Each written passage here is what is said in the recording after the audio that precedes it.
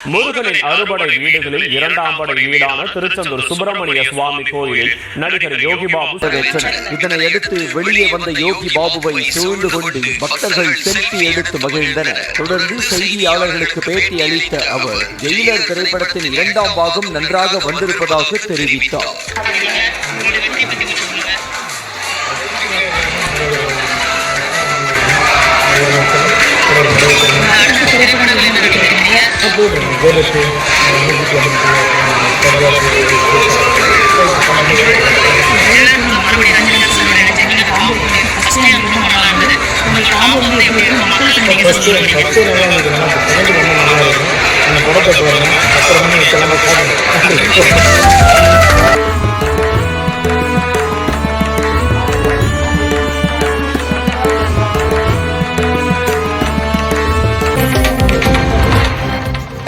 திருச்செந்தூர் சுப்பிரமணிய சுவாமி கோவிலில் கோடை விடுமுறையை ஒட்டி சிறப்பு தரிசனம் ரத்து.